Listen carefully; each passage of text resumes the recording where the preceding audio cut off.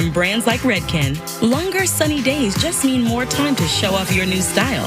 Hurry, this event ends May 29th. Discover your best hair yet. Ulta Beauty, the possibilities are beautiful.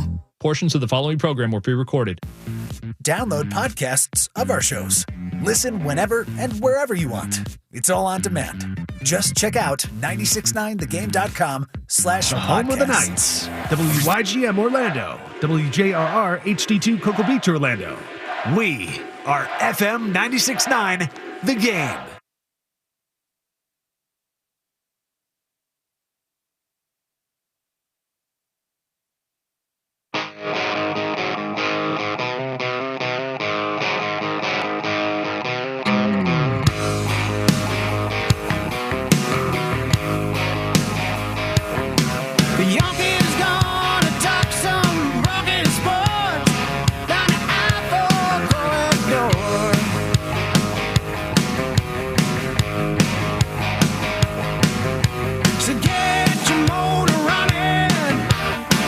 Time to put the pedal to the floor.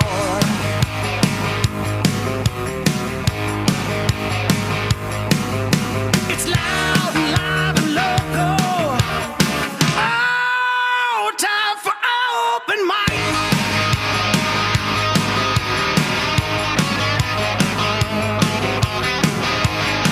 Happy Memorial Day weekend, everybody. We are loud, live, and local every morning, 6 to 9:30 a.m. on FM 96.9 The Game, AM 740 HD Radio 101.1-2, or on social media. You can watch us live and in color. Just head to YouTube.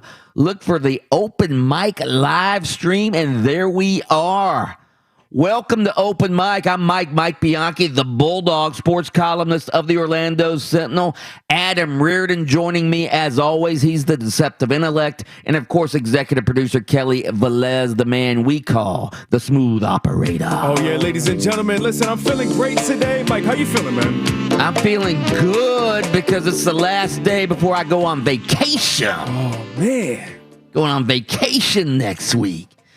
So looking forward to that, heading up to the Big Apple to see my daughter who just graduated from college. I'll tell you guys about that later in the show. We want to hear from you, by the way, our listeners. We are the People Show, so you can give us a call anytime you want, and we'll take the call, 407-916-8255. You can tweet us anytime you want, at 96.9 The Game, and you can text us anytime you want at our Academy Sports and Outdoors text line.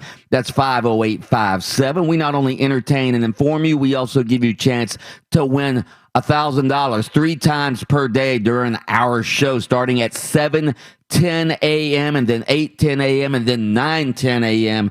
Just listen for the keyword, all right? We call it the Game Day Payday, presented by International Diamond Center. And we also like to inspire you and motivate you with our Open Mic early morning inspirational quote of the day. This comes from the great Mother Teresa, who once said, and I quote, very simply, she said, "Peace begins with a smile." Intellect?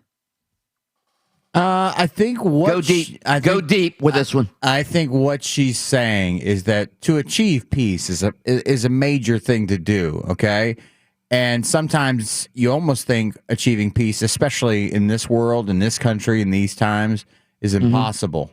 Mm-hmm. But what you can control is the first thing that you do, not the last thing, because there's so many things that come into play in between those. So the first thing you can do is smile. And maybe that leads somebody else to smile. And then that leads people to get along. And then before becomes you know contagious. The smile becomes contagious? Yep. And before you know it, we have peace. It all started with that smile. Yeah. Yeah. By the way, speaking of that, I'm not a very good golfer. I get all tense on the golf course. I might have told you this before. You remember you told me Judd Davis gave you the golf tip, hit it down the first baseline. Is that what it was? Yep. I have a golf tip as well.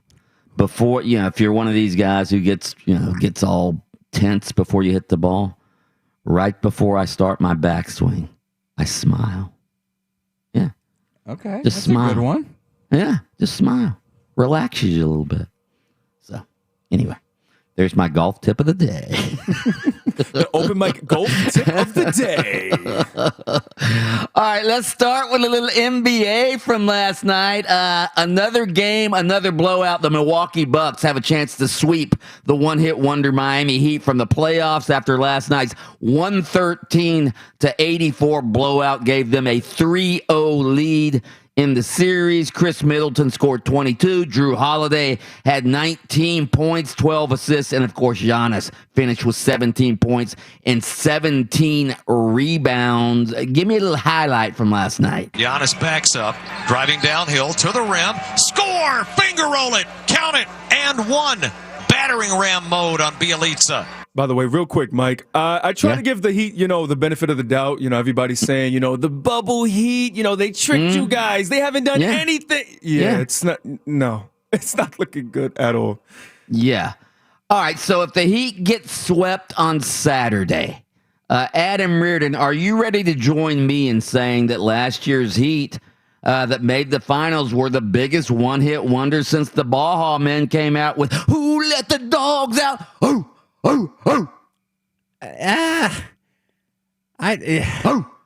They just got hot at the right time. We've seen this in the world of sports. To call them a one-hit wonder means that they didn't do anything good after that. I mean, everybody was a kung fu fighting. This team still made the playoffs after a very poor start. I remember at one point, Mike, you were pounding your chest, going, look at where the Magic stand, and then look at the Heat. Who let the dogs out?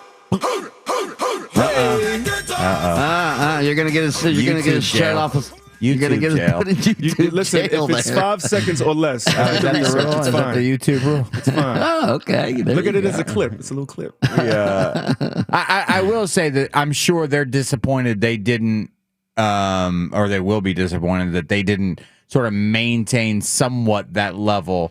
But when guys who stepped up last season, who had big playoff, I mean, would you reference Tyler Hero? Yeah, his minutes have not been there at all this whole season. I mean, he's a guy that people fell in love with during the playoff run, and then he's just been MIA. Not Miami, but missing in action. I see what you did there, sir. Yes. He's been a dog. Yeah, he's been a real dog. Who let the dogs out? By the way, maybe we can get a little kung fu fighting, a little 5-second clip of that as well for another one-hit wonder. YouTube is probably so new and young they don't even remember that song.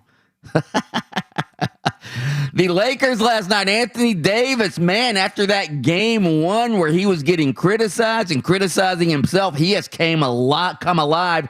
Anthony Davis, 34 points, 11 rebounds last night. LeBron James adds 21. LA celebrates its first home playoff game in more than 8 years with a 109-95 victory over the Phoenix Suns. Do we have any AD from last night? But here comes Phoenix. And Booker, he runs into the Laker defense. It's now 3-on-2. Middleman Schroeder. Lob score! Lakers in transition! Wow. I am ready to declare, Adam Reardon, that if the Lakers stay healthy, they will win this series in 5. And not only that, the Lakers are going to win the Western Conference and face the Milwaukee Bucks for the championship. Woo! Bold statements. I mean, the spiciest thing in there to me was the Milwaukee Bucks. Yeah, you're penciling in the Milwaukee Bucks over the Brooklyn Nets. Nope, Milwaukee Bucks. Not even the 76ers? Nope. Oh yeah, Milwaukee Bucks. I'm being disrespectful to the Sixers now. Look at me. I wasn't even thinking about them. I will say this that if AD's healthy, I still think the Lakers are the best team in the West. Records be damned. And when you have LeBron James in the NBA playoffs, you're automatically one of the 2 best teams in your conference. Okay, that's just that simple. And if AD's healthy and playing good basketball, he's the second piece. We saw it last year in the bubble. Yes, I'm with you that if they remain healthy, they will be the team that comes out of the West.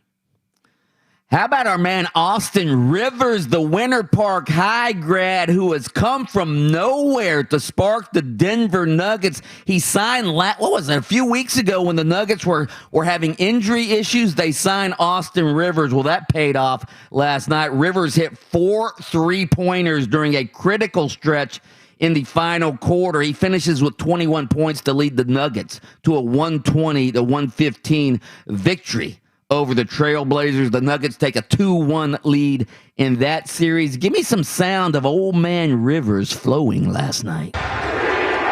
Jokic with 34, defended by Covington. Here comes the help. Rivers, a 3, and Austin Rivers. 4 made threes in the fourth quarter. Jokic is on the floor. Cavazzo driving a beautiful look for Austin Rivers, gets the triple. The league for about 2.5 months, and he's been valuable since he arrived. You see him with the 3 right there, talking a little bit of trash, but he's not done. If you didn't like that, well, take this one right here. Eyeball sandwich, Austin Rivers for 3. All the feedback I kept getting is that a lot of teams liked me, but they didn't know what type of character I was and how I would be in their locker room. My basketball ability was never questioned. It was who I was as a person. And truthfully, it broke my heart because I know who I am and always had good relationships with people, but you can have one instance or mistakes and be labeled something. And early in the year, I wasn't perfect in some situations years ago, but everything happens for a reason, and I've grown so much as a human. Austin Rivers, son of Doc Rivers, again, former Winter Park High grad, led Winter Park. How many state championships did he lead Winter Park to? 1 or 2? I can't remember. I thought it was 2. Let me Google real quick before. Yeah, why don't you Google that? But all right, while we're talking about that, Austin Rivers, Adam Reardon, has been in the league since 2012, so almost 10 years. Would you say he's been how would you describe his NBA career? If you've been in the league 10 years, doesn't that mean you've been pretty good? Yeah, I mean, good, but he was a kid that came out of Duke, right? Yeah, he was a one and doneer at Duke. He was like one of these high school All-American type players. Where was he drafted at? Was he he's a first round pick, right? He was a first round pick. I'm not at the time. Yeah, I'm not sure what position. I'll Google what position he was drafted in, but yeah, never an NBA All-Star though. No. Okay, so but I'm with you. If you stuck around the league for 10 years, then you've had a good career. And if you don't believe me, check his bank account. Hello. By the way, he was drafted 10th overall in the 2012 draft by the New Orleans Hornets. I mean that. Yeah. I mean, I 10th overall. I think a top 10 pick, you probably expect more than what he's given teams over his career. So I would say that teams would probably be disappointed in his output. But if you go back a little further and you just look and go, well, there's a guy stuck around the league for 10 years. That's good. A solid role player. Also, he did win 2 state championships, 2010 and 2011. There you have it, Austin Rivers. I got a funny story about Austin Rivers' recruitment. Originally, he committed to the University of Florida, then switched his commitment. I'll tell you why he switched his commitment from the Gators to Duke when we come back. Also, with all of the moronic fans getting banned from NBA arenas for mistreating players and their families, I wonder if NBA players secretly wish they were back in the bubble. That's next on Open Mic. Bianchi's got to get a quick workout in. Pump you up. Open Mic. We'll be back in a couple minutes.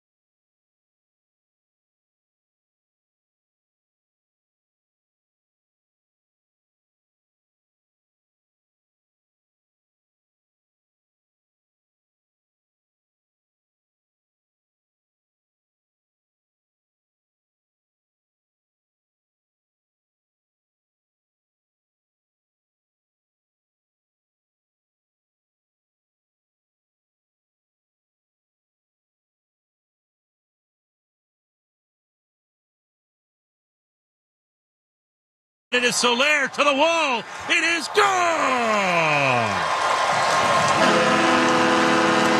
Austin Meadows is a one-man wrecking crew so far this afternoon. His two-run shot gives the Rays a 5-0 lead here in the third.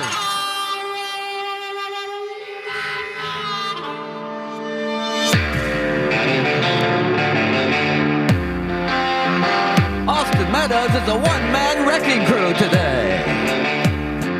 He homers and had 4 RBIs to lead the Tampa Bay Rays to a 7-2 victory over the Kansas City Royals.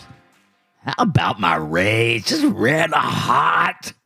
Red hot. Starting another leading winning the streak? AL East, huh? Starting another winning streak? Is that what you're doing? Yeah, 2 in a row now. 2 in a row. Okay. Had the 11-game win streak ended, when was that? Earlier this week sometime. Yeah, now they're back on a 2-game winning streak.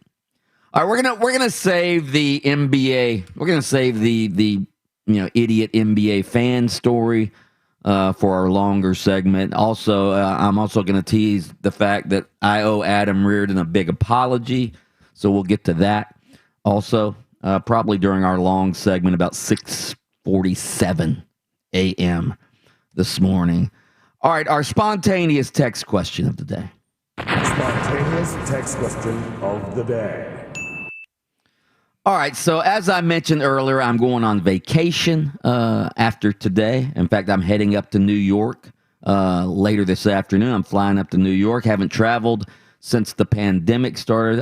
Haven't traveled on an airplane since the pandemic started. So I'm heading up to New York. My daughter just graduated from college virtually up there. They didn't have a ceremony. So we're going to all go up there and have a little celebration for my daughter who graduated from the Fashion Institute of Technology, FIT, up in New York, which cost me an arm and a leg, by the way. I wanted her to go to FSU. All right, she could have gone for free. We had the prepaid college, but no. She wanted to go to FIT. And what's Dad do? I go into debt. Listen, man, you can't put a price on her chasing her dreams, Mike. Yeah, you can. I think they send him a bill every month. yeah. That's why I'm always. FIT is one of the reasons that when we talk about paying college players and they should get paid, I'm like, they do get paid. They get a salary. Let me tell you how much it costs to go to college. All right, because I paid for it. So yeah, that's one of the reasons I'm sort of old school on. Hey, the college scholarships sort of mean something, So anyway, FIT, she graduated from there. My daughter Jessica, I'm very proud of her. Of course, she's got a job already at some hoity-toity store up in New York where they sell overpriced clothes. That's what I'm talking about. Yes, congratulations. Yeah. Dover Street something or other? Dover Street Market? Yes. Yeah. Yes. Yeah. Is that like a chic store? It's a very good, like, quote-unquote streetwear store. It sells like a whole bunch of different brands. They also have their own. That's a great look, Mike. That's a great look. Okay, there you have it. All right, so I'm going to New York. Here's the spontaneous text question of the day. All right. I want some ideas of fun things to do in the Big Apple, I want off the beaten path ideas, not something like go to the Statue of Liberty or go to the top of the Empire State Building. I've done that, all right, or go to a Broadway show. Is Broadway even open now? Probably not. All right, they just started to open up actually, so you can go to shows and things of that nature.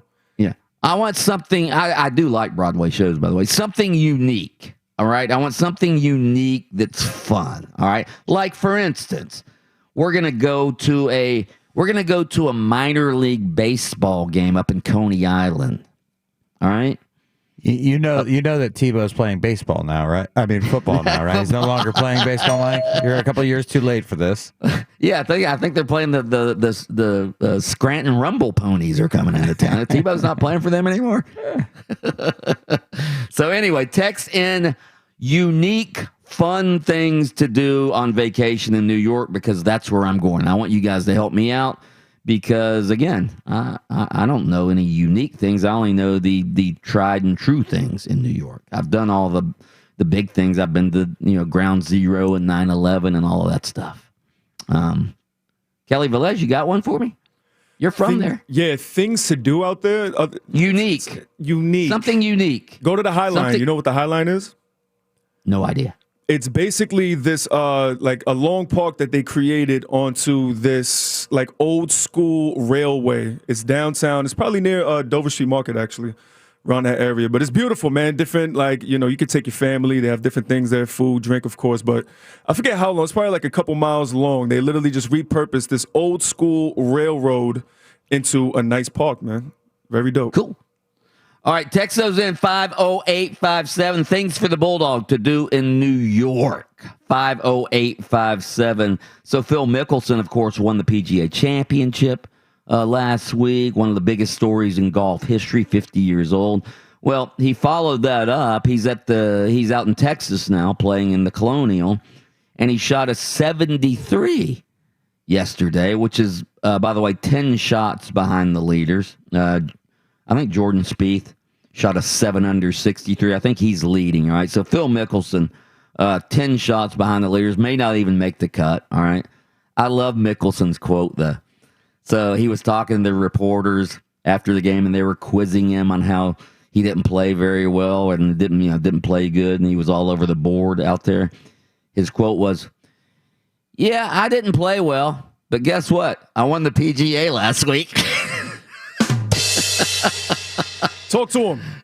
I don't know if you guys know this, but I won the PGA Championship last week. I don't give a damn how I'm playing this week, okay?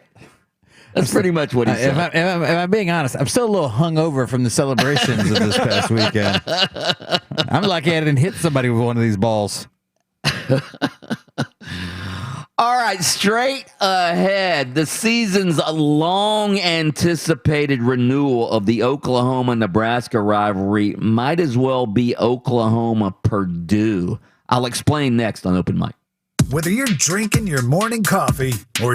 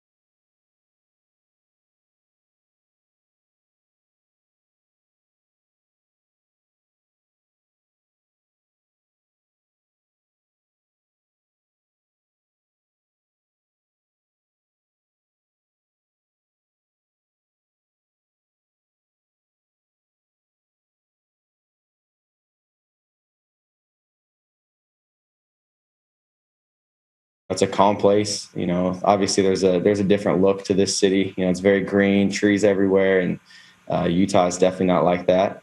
There's definitely some aggressive drivers here, that's for sure. Getting used to that, getting cut off about everywhere you go. But really it's, I feel like I'm at home. I don't feel homesick. I don't feel like I'm, missing anything, or, I'm having a blast. And I think, the coaches and the players just make it easy to fit in and get going with everything.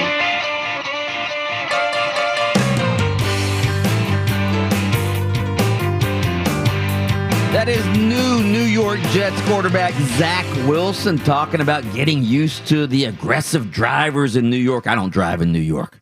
I've driven in New York one time, and it was when I was actually moving my daughter up there, and I had a moving truck trying to drive through New York. One of those U-Haul trucks. Oh God, it was a disaster. Trying to find a place to park that thing. Oh God, no, I don't drive in New York. Do not do it. Won't do it. Can't do it. Can I ask for clarification? Was he in New York or New Jersey? Because he said New Jersey. He said, yeah. I guess I don't know where their training facility is, but I don't know if their training facility. He's probably talking about when he goes over the bridge into New York. I don't know. And he also referred to New Jersey as a city.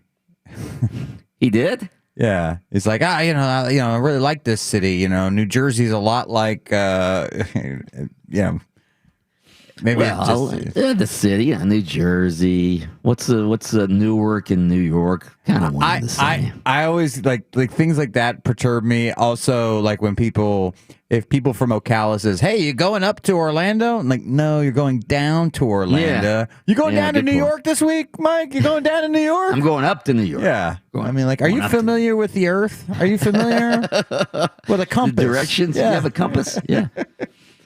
All right, text in 50857, things for me to do when I'm in New York, and I hope driving is not one of them, although somebody just texted in a driving one. We'll get to those. We'll get to the text later. I want to get to this story. College football schedules sort of are being solidified, game times and all of that with the TV networks. UCF's opener, by the way, with Boise State, Gus Malzahn's debut as UCF's head coach.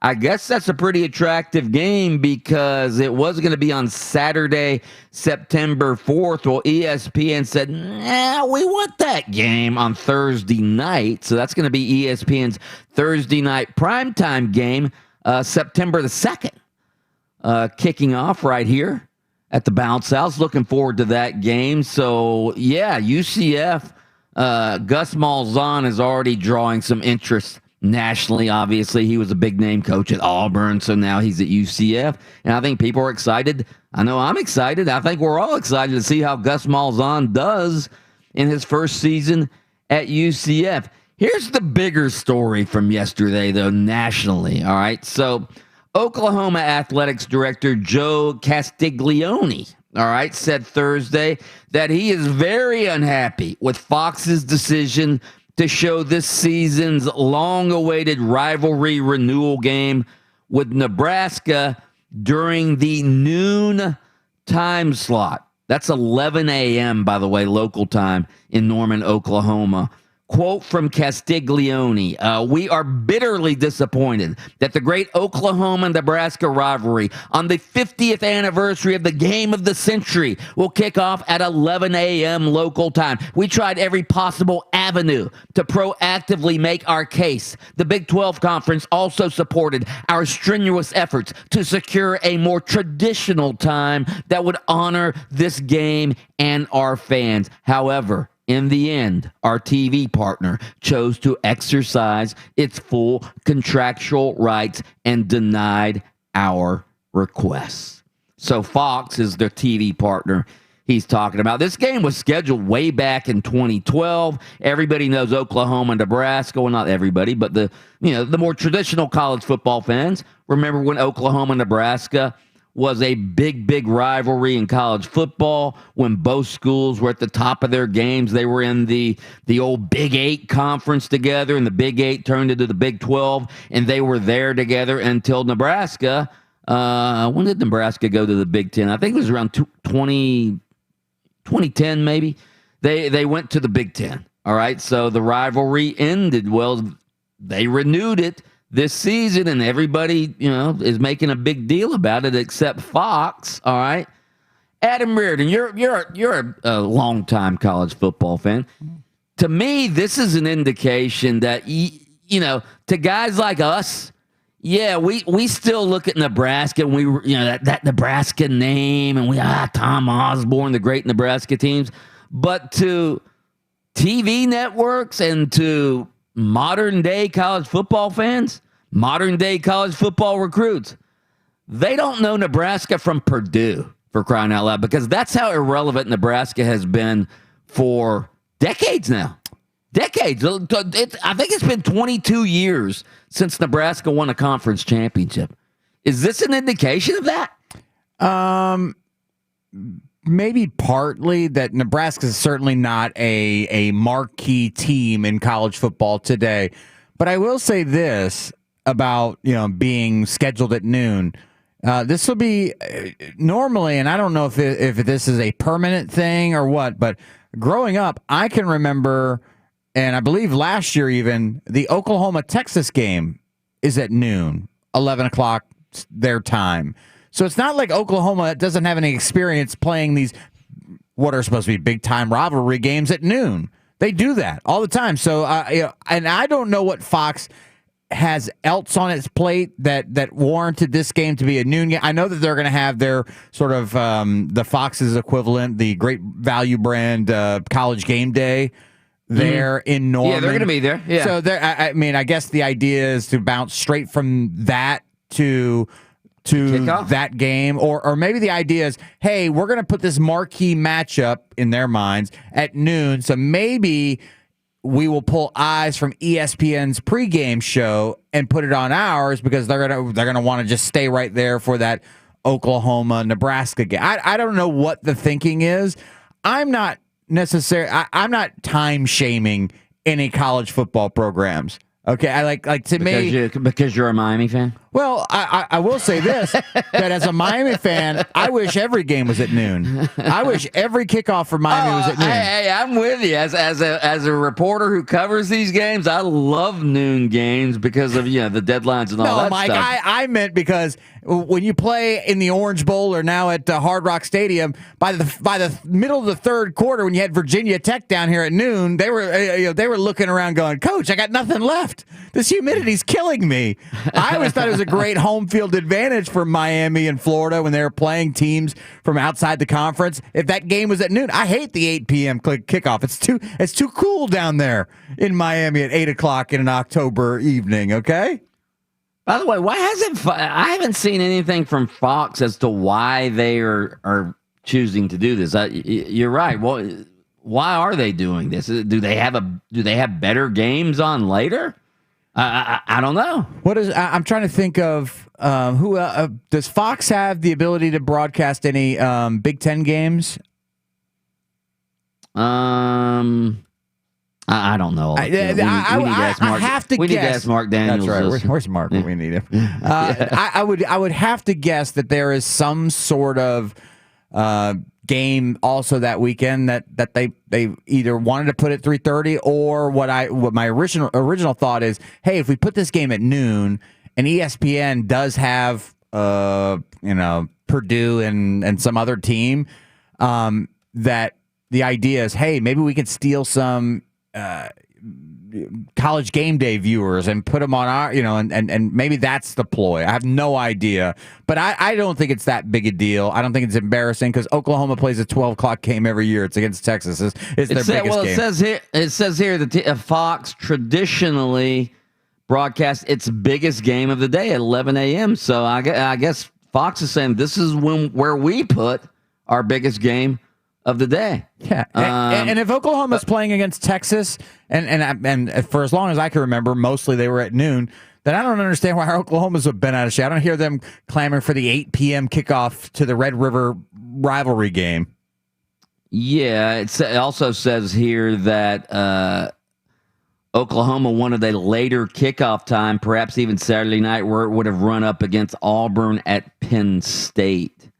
So maybe Fox is like saying, well, let's put it here because we'll get a better rating here than we would if it were, going up against some bigger games later in the day. Anyway. How about your conference signs these big TV deals, right? Like these TV companies are paying huge dollars to your conferences to broadcast you. And then there you are going, yeah, but we'd really like it. And they're going to shut up. We pay you. You play when we tell you to play, okay? That's right. Yeah. It's like Bobby Bowden once said, TV networks ask me to play at 2 o'clock. I go AM or PM. That's right. That's right. All right, straight ahead, I owe Adam Reardon an apology. And also, what is going on with these boneheaded NBA fans? That's next on Open Mic. 96.9 The Game, FM, HD, online at 96.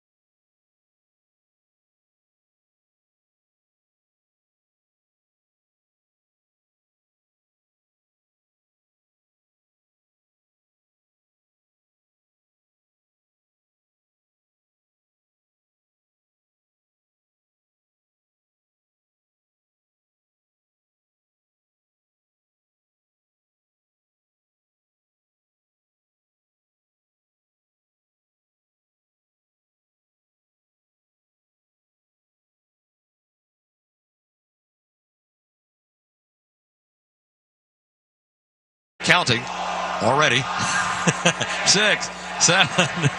They're going too fast, though. See, you got to go 1,001, 1,002, and Giannis hits it. Way to go.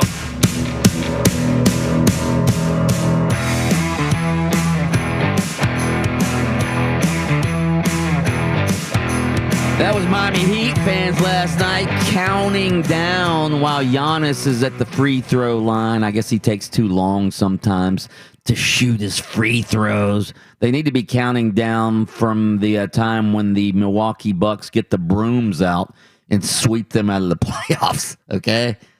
Because the Bucks are up 3-0 in that playoff series, about to broom the one-hit wonder Miami Heat right out of the playoffs. All right, your first chance at $1,000, that's coming up at 7:10 a.m. this morning. Listen for the keyword. Make an appointment. We want to try to give you some money. Make an appointment for 7:10 a.m., 8:10 a.m., and 9:10 a.m. every morning when you're listening to Open Mic, and we give you a chance to win $1,000. We call it the Game Day Payday, and it is presented by International Diamond Center. Our spontaneous text question: I'm leaving on vacation for New York right after the show today. Give me some ideas of fun things to do in the Big Apple, and I want off the beaten path things, not your typical go to the Statue of Liberty or you go to the top of the Empire State Building. All right, we've got some on our text line. Kelly Velez, the smooth operator. He is from New York. You can ding these or buzz these, Kelly Velez. Let's do whatever it. you want. Go have a beer at the oldest pub, McSorley's. Ding.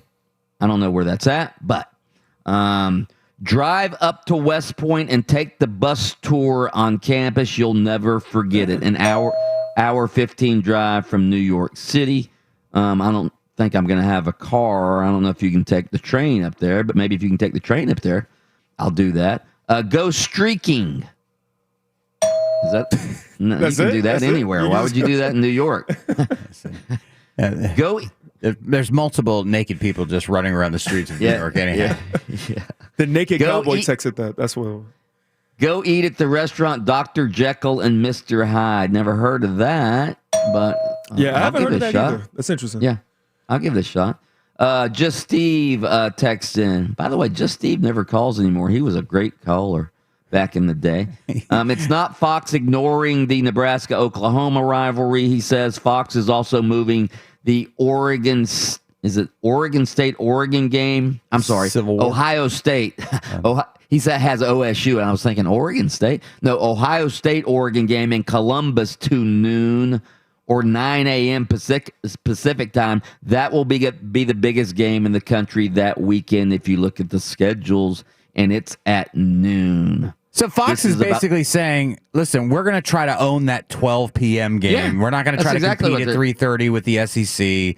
We're going to try to put our best foot forward and hope we can keep people from turning over to the SEC game of the day. Good luck. Yeah, and of course the ADs don't like it because, fans don't want to get up that early and, get up at, the crack of dawn to go to a college football game. They want to they want to be able to tailgate and all that stuff. They don't want to, they don't want to have to get there at 9 a.m. local time for kickoff. I think you'd love it as an AD because I think you'd be less apt to have those crazy stories from when people were getting absolutely sauced all day long and then somebody falls out of your building. That 9 a.m. kickoff is good. Yeah. Also less apt to have a sellout at 9 a.m. I think the ADs are more worried about that than the drunk fans.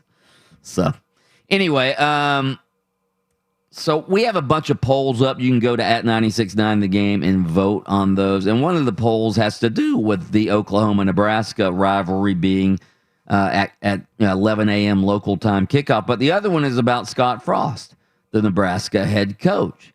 Is Scott Frost on the Huskers hot seat this year? I don't think he's going to. If he has another bad year, let me look up Scott Frost's record at Nebraska. Is this year 4 of Scott Frost? I think it is. All right, so this is year 4. He's gone 4-8, 5-7, and then last year during the COVID year, 3-5. All right, so Yeah, he's had 3 losing seasons at Nebraska. If he has another losing season this year, by the way, Nebraska was trying to get out of this Oklahoma game because they're worried they're going to get blown out. No, they needed the 8th home game, Mike. Yeah, whatever. Yeah, so they could play Fordham. Yeah, they scheduled Fordham. I'm gonna go. He's not. I'm gonna go. He's not on the hot seat this year. Even if he has a losing season, I still think he keeps his job. What do you think? I wish I'd know, and you would probably know this off the top of your head. Maybe you went nuts over it. Have they extended him yet? I think they have. Okay. I think that. I don't know how long of an extension. Maybe Kelly Velez can Google that, but I think Scott Frost got an extension already, even though he's never had a winning record. Man, oh man. Yeah, I mean, they wanted immediate dividends to be paid there. They wanted the immediate return on investment. They're not getting it. And it does. Here's the part I think that would lead me to believe that he'd be on the hot seat, or he is on the hot seat, is that it doesn't feel like they're getting any closer, does it? It doesn't. You don't get the sense of looking at Nebraska football. You go, hey, listen, he's taken his lumps the first couple of years, had to purge the roster old regime. Yeah. I mean, and now, we've seen some things. As a matter of fact, I want to say they've had like guys still transferring out of there, maybe even guys that he brought in, and I'm going. It doesn't feel like Nebraska's moving in the right direction under Scott Frost. That it's still where it was when he got there, and it isn't getting any better. Where there's some other programs, I think you can look around the country and go, oh, they made a staff change, and now that feels like it's getting better. I don't get that sense with Nebraska.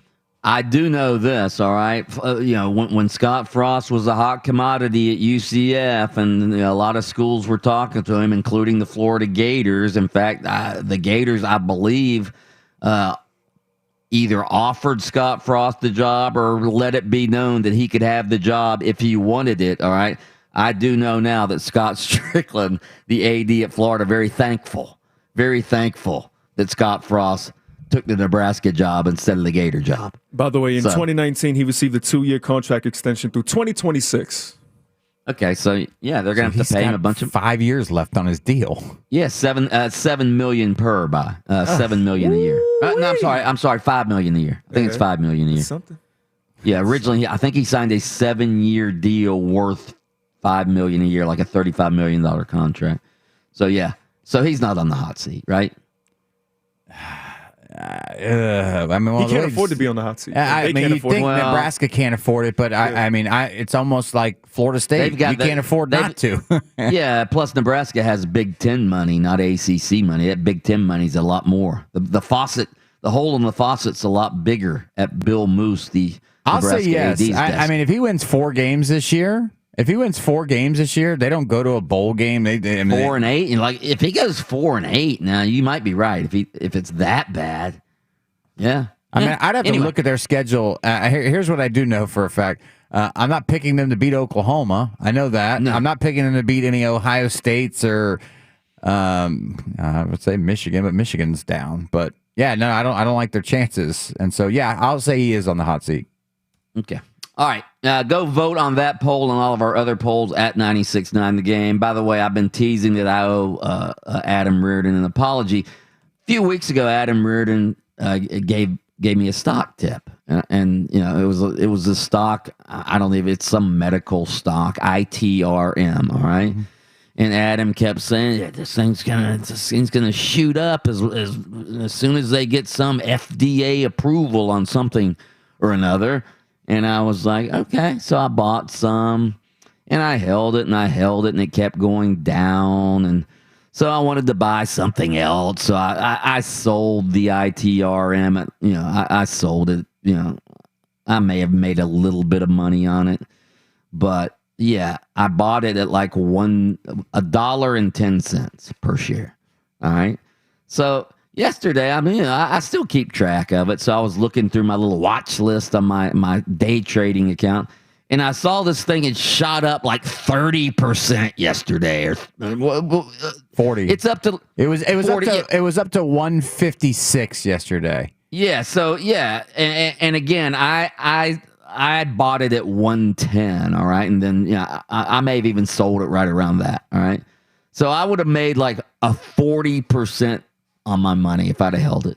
Yeah. So I owe you an apology. And I had been like telling you guys had been like calling me out, going, "Man, this thing's only going down." I'm saying, dude, the catalyst isn't until June. I was July, I think. Well, it was June originally, but then they were pushed it back to July. But what happened yesterday is apparently the FDA says, "Well, you don't really need, because our of approval." Yeah, because your first test results are so good that they I guess did something where they don't necessarily needed to wait. So it popped off yesterday, and then I'm. At some point, what do you think? Should I still get in now? Well, is it too late? It's dipping this morning. Buy the dips, sell the rips, my man. You think I should buy the dip? Well, how much of a dip should I buy? Like, what does it need to go to for me to buy it again? I'm gonna see what it's at right. Oh, it was down in the 140s this morning, back in the 150s now. Yeah, I mean, listen. Sometimes you miss a cab. Look, you'll be in New York this week, and you'll miss the cab, Mike. You don't just chase that cab all around town. You got to wait for the next one. Okay, you got to wait for the next one. Disclaimer, ladies and gentlemen, they are not financial analysts. You put your money where you think you want to put it. Okay? My account is red right now because I'm sitting and waiting for the pop off of the one that I'm on. Diamond hands. Yeah, and I learned that. Patience, spelled P-A-Y. Patience. Yeah. All right, let's pause for station identification. WYGM Orlando, WJRR HD2 Cocoa Beach, FM 96.9 The Game, the home of Orlando City Soccer Club.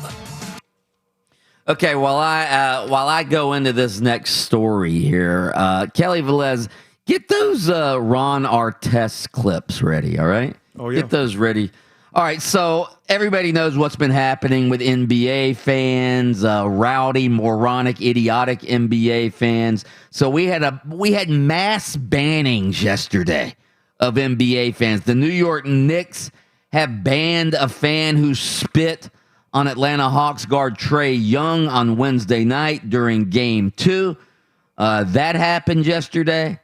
Obviously, we talked a lot yesterday about the Philly fan who dumped the popcorn on Russell Westbrook. That fan was banned yesterday. These are all indefinite bannings by the individual teams. So the Sixers have banned this fan from their arena, Wells Fargo Center. All right. So, and here's another one. 3 fans banned indefinitely by the Utah Jazz after they made vulgar and racist comments to the parents of Memphis Grizzlies star Ja Morant. A statement from the Jazz cited one, quote, verbal altercation that occurred during Utah's victory Wednesday night in Game 2. T. Morant, the father of Ja Morant, said there were 3 separate incidents with male Jazz fans, adding that each was handled quickly by arena security. Quote from T. Morant, the dad, "I know heckling.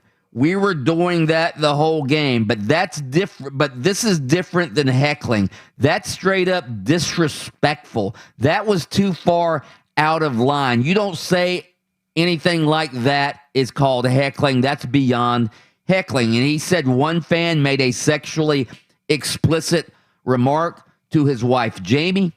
He also said he was sitting a couple seats over and confronted that man before security de-escalated the situation. Also, according to T. Morant, another Jazz fan told him, quote, "I'll put a nickel in your back and watch you dance, boy." Wow. End quote. I don't know exactly what that means, but it sounds racist to me.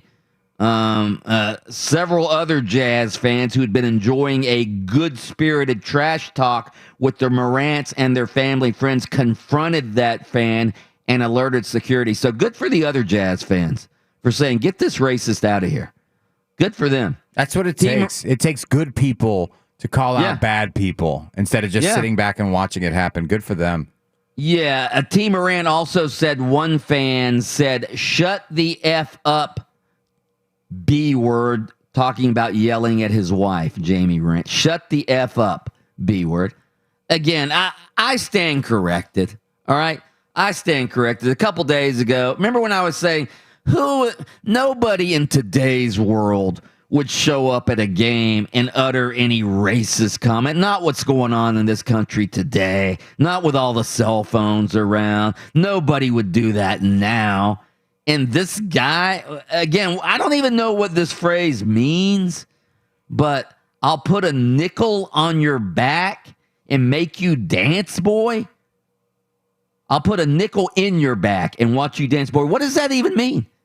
I think I know, but I'm looking it up to make sure. It sounds like one of those things you literally just put the coin in and it just starts moving. You know, like one of those old school toys, I'm guessing. Okay, like a God. You know what I mean? Like, like a arcade machine. Remember those monkeys with the pss, pss, you know what I mean? Yeah. What are those called? So that's where I was going. That is. But see, Mike, that's disgustingly racist. That's why we are in 2021. We do know there's different things that people get caught up in. But at the end of the day, when it's so ingrained in you, it's gonna come out regardless, man. Especially in situations like that, and they want to show that side of them. And guess what? They're gonna play the victim either way. And then Mike said, earlier this week, in this day and age, I don't think people would do that. I'll be honest that I think that that over the last 10 years of my life, I think that there's a part of our society that has been emboldened more to do it today than maybe 20 years ago. I think 20 years ago I think the last 10 years has been a real struggle for us in society as far as how to treat people is concerned. Again, this is just. And I put a poll up, or we put a poll up on Twitter, and it was half kidding, all right? It was half kidding, and the poll essentially says, with all of this fan misbehavior, do you think NBA players secretly wish they were back in the bubble? I'm not so sure that they don't. I mean, again, we're half kidding when we ask that poll question, but man, 3 incidents in essentially the same day of fans getting banned from arenas for racist comments, for dumping trash on a player. I mean, what could possibly be in the minds of these fans? Calling a woman a B word and telling her to shut the F up? I mean, not only just a woman. A player, a major player in the game, his mother, Yeah. I understand you want to trash talk, you want to get into the skin of people, but when you disrespect, especially family members who aren't even on the court, it has nothing to do with the game now. You're literally just out there to spew however you're feeling and put those feelings on another person. Come on, man. Yeah, and again, this is a huge minority, obviously. Most fans are good fans, but God, some of the disgusting things that these idiotic fans do. I remember way back when the Gator Tennessee rivalry was a huge rivalry. Spurrier, Fulmer, Peyton Manning, Danny Werfel. You may remember this incident. Vicky Fulmer was the wife of head coach Phil Fulmer at Tennessee, and the game was at the Swamp. And there was some fan that essentially peed in a cup. Oh no! Peed in a cup and threw this cup of urine on the head coach's wife. What does that do for you? Like, I would like to get into like the brain, the mind frame of people who do these things. These guys think that illustrates how big a fan of their school. Look what I did. Look at what I did. Like that alpha too. Yeah, like, I did this. Their buddies are probably laughing and cheering them on because they're drunk too.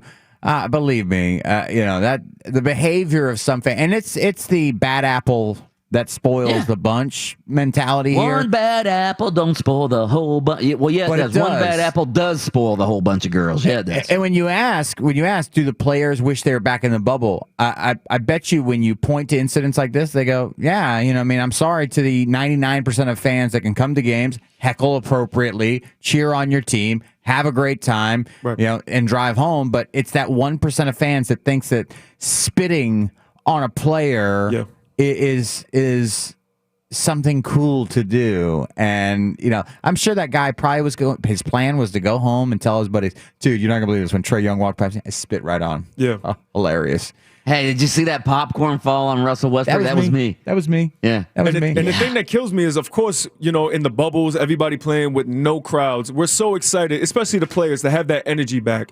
And now, not only do you have the positive, you also see the opposite side. Now, especially with the playoffs, you're seeing the negative energy coming out. So it's like, that guy in Utah is sitting there looking at his calendar going, oh my God, I've waited a year to get some of my racial stuff off. They had it all get me back in that building. Get me in that building. I got some racial jokes to tell. Oh my gosh. All right, I'm gonna take this to the next level. I'm gonna go okay boomer on you guys. I'm gonna go okay. Get the okay boomer clip ready. All right. You just mentioned heckling, all right? Why does there even have to be heckling? Why does there have to be why do you have to say even if it's clean, all right? Why do you have to say derogatory things? Why do you have to yell derogatory things at an opposing player? Why can't we be positive? Why can't we be positive at sporting events? Huh? You know what's so funny that he says that? What? Is that yesterday or 2 days ago when we were talking about it originally, my thought was like, dude, what if we lived in a world where we didn't even boo the other teams? But what if we why do you have to boo? What if we, and swing and a miss. He strikes out. Good try, buddy. Good try. Good effort. Like we treated pro athletes the way we treat our own children when they're playing. That's how it should be. That's how it should be. Absolutely. I remember when UCF played Nebraska one year, long time ago. I wasn't there, but Mark Daniels has told me about it. All right, UCF, I think they led Nebraska at halftime. All right, this is when Dante Culpepper played for Nebraska, and Nebraska ended up winning the game. And when UCF's players left the field, the Nebraska fans gave him a standing ovation. That's how it should be. That's how it should be. Positivity, niceness, civility, dignity, decency. That's what I want in my sports fans. I don't want derogatory heckling. I don't want that. I just picture the ALCS, Yankees, Red Sox, Up to bat now for the Yankees, Aaron Judge. And he hits a home run here at Fenway, and the crowd stands and applauds. Well done, Aaron. Hey, listen. It was a great swing. Listen. You had to reach down and get that. that opposite field power. Well done, sir. Well done. Are you ready to go, kids? I know it's tough, but that's okay. He did well. Their guy was just better than our guy tonight. We have to accept that. That's what we have to do as fans. A good lesson for the kids right there. Some nights, the other guy's just better than you. You need to work harder. Next time. All right around the quarter, it's Sound Off, where we will react to the quotable quotes from the newsmakers throughout sports. That's coming your way next on Open Mic. But first,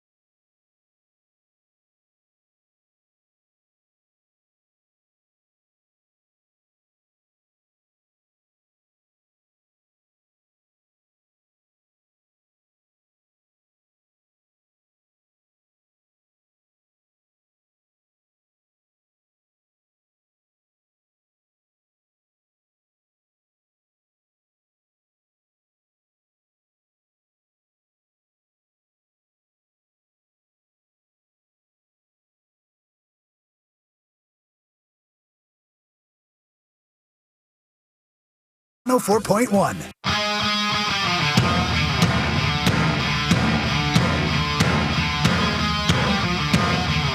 That is the sound off music. That means we are getting ready to react to the notable notes and quotable quotes throughout sports. Let's do it, Kelly Velez.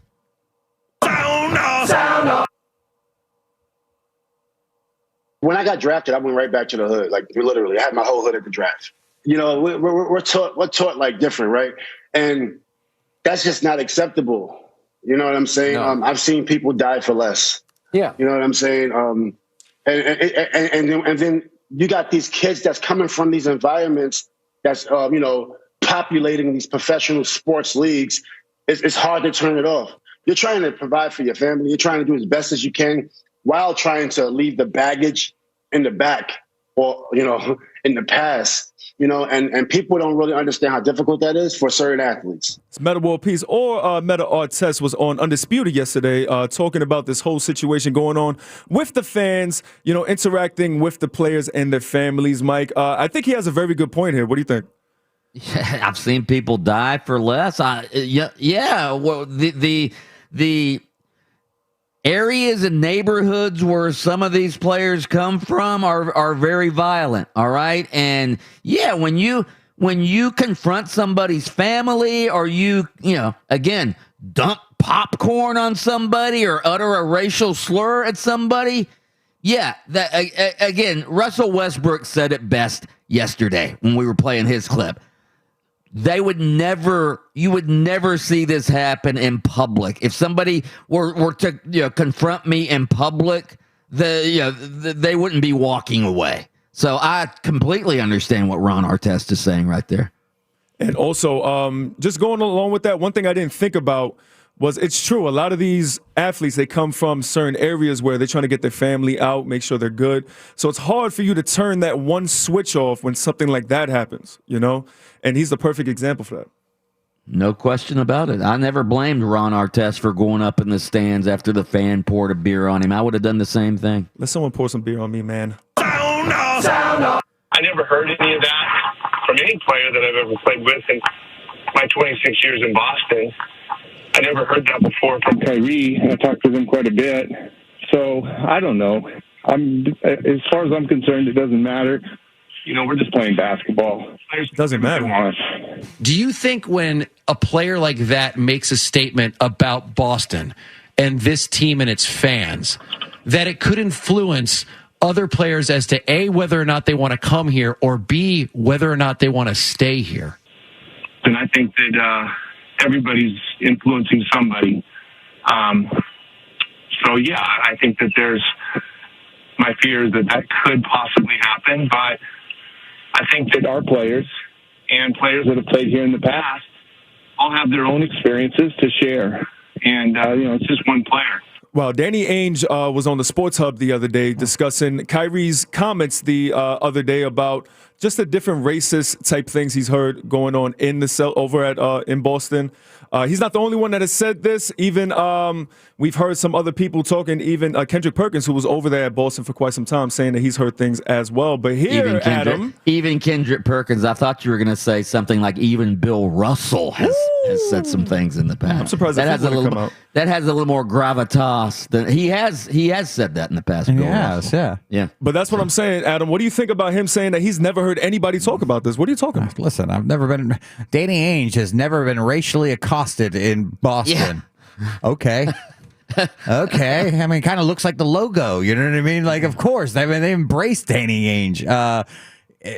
I think what he was saying, though, is he's never heard any other Celtics player other than Kyrie. No, we just named two. We just named two. Russell. Yeah, he's not asking around hard enough. Okay, with KP, yeah. Yeah. So I mean, at the end of the day, he's a guy that's like protecting that image, that brand, as you know, as opposed to saying, no, I mean, it's an issue that we have here with our fans that, you know, I mean, there's some racial insensitivity among, because he knows that would influence players from maybe not wanting to be there, okay? I'm here to tell you guys, in today's world, all right, with all the cell phone cameras, nobody would actually go to her. There we go. Yeah. And according to Danny Ainge, That stuff doesn't even really matter anyway. Hey, we're just playing basketball, right?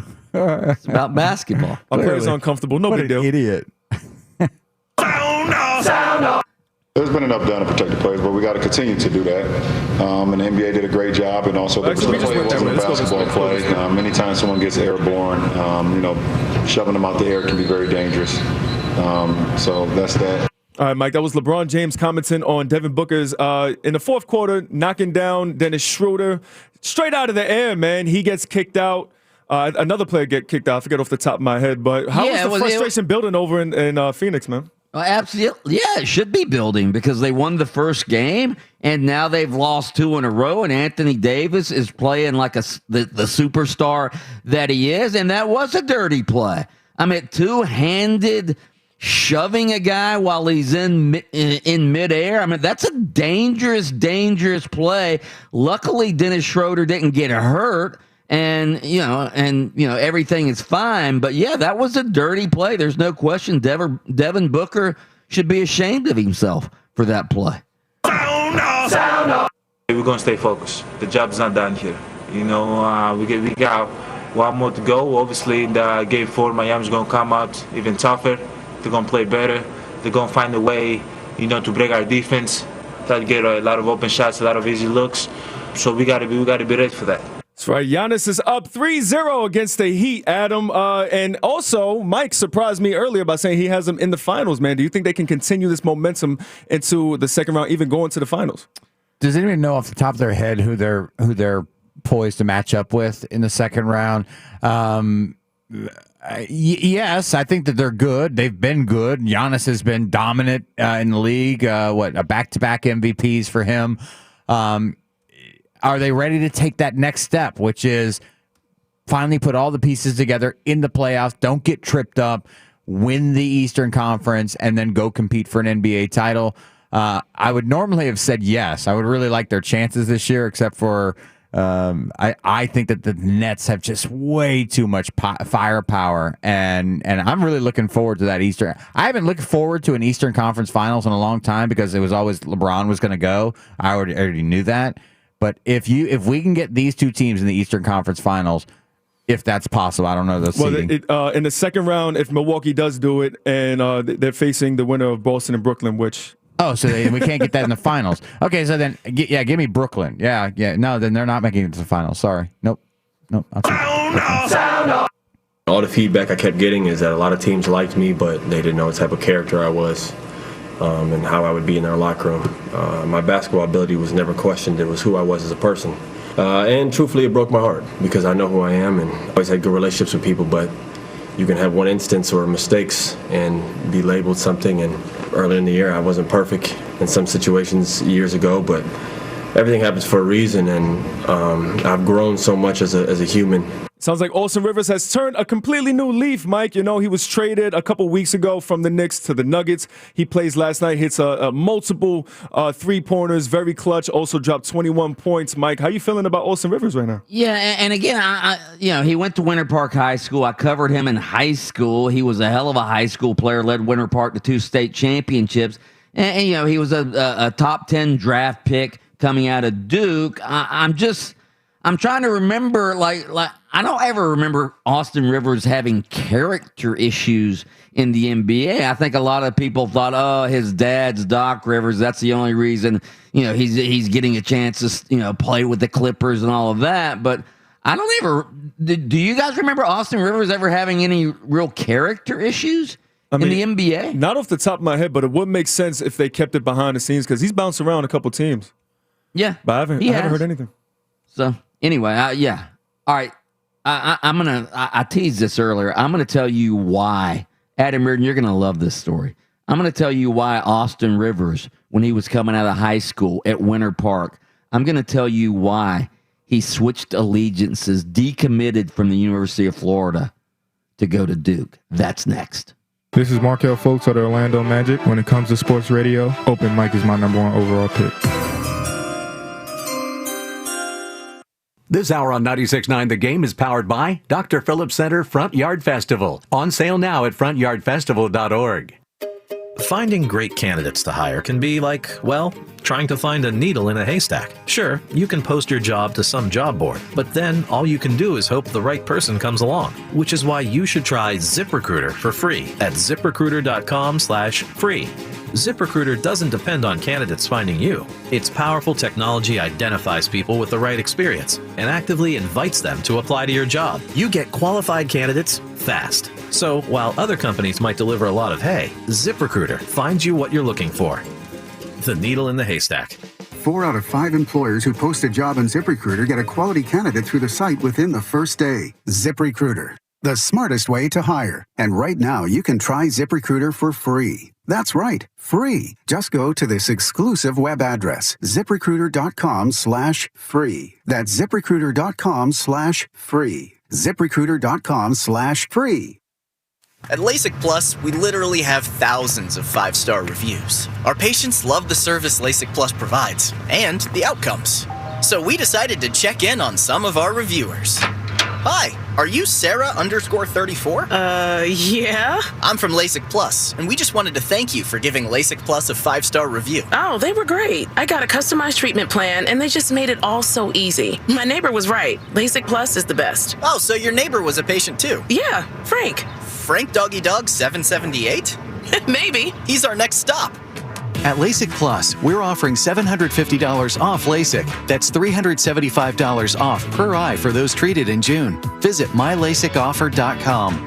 LASIK Plus, the patient's choice for LASIK. Must mention this promotion and be treated in June of 2021 to qualify. $750 off for both eyes on standard wavelight price. $375 off for one eye. Cannot be combined with any other offers. See details at mylasicoffer.com. It's time to tee it up at Edwin Watts Golf Shops with these hot items for dads and grads. Featuring the Titleist TSI family of drivers. Faster in the air, longer off the tee, and straighter down the fairway. And don't miss these hot gifts from Bushnell, like the Tour V5 or the Tour V5 Shift with pin seeker technology, or the Wingman with Bluetooth and audible GPS for distance. Swing by Edwin Watts Golf Shops and get custom fit today. Edwin Watts Golf Shops, home of the 90-day satisfaction guarantee, and shop us online at worldwidegolfshops.com.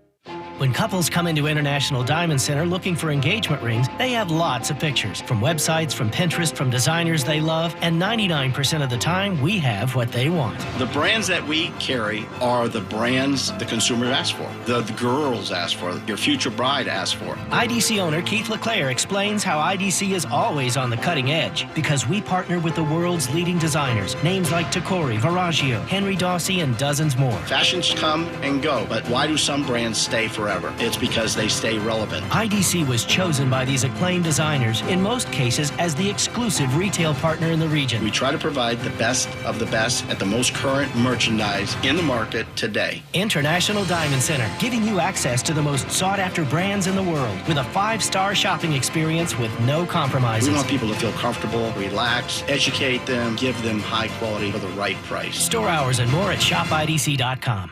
Don't spend more than you have to on your mobile service. Spectrum Mobile could save you up to 40% versus what you're paying now. And nationwide 5G is included in every data plan. Plus, Spectrum delivers the fastest overall speeds and has the most reliable mobile service, coast to coast, with no hidden taxes, fees, or contracts. Visit SpectrumMobile.com today. 40% savings based on a comparison of single-line comparable unlimited plans amongst major national carriers as of 1/27/2021. Fastest overall speed, most reliable, based on Nielsen speed test, latest FCC report, and route metrics. Get in the zone, AutoZone. Welcome to AutoZone. What are you working on today? Of course we can help you gear up for that next oil change. We've got a great deal for the job. Right now you can get 5 quarts of Castrol GTX conventional or high-mileage motor oil and an STP oil filter for just $28.99. And you can get it all fast, your way. Just order online with our free same-day store pickup or next-day delivery. Getting your job done just got easier. Restrictions apply. Get in the zone, AutoZone. This is Chris Collinsworth. Here's what's trending on the iHeart Sports Network, presented by DraftKings. The Rays pounded the Royals. Austin Meadows, a triple, a homer, and he drove in 4. They've now won 13 of 14. Tiger Woods says recovery from his car crash has been more painful than anything he's experienced. He tells Golf Digest the support he's received has meant a lot. Sunday is the 105th running of the Indy 500. 135,000 expected. Final practice sessions at Indy today. I'm Matt McCoy. Download the DraftKings app and use code SPORTS to get a free shot at millions of dollars up for grabs this week. with your first deposit. Minimum $5 deposit required. Eligibility restrictions apply. See DraftKings.com for details. Tell us what's on your mind. Text us your thoughts to the Academy Sports and Outdoors text line at 50857.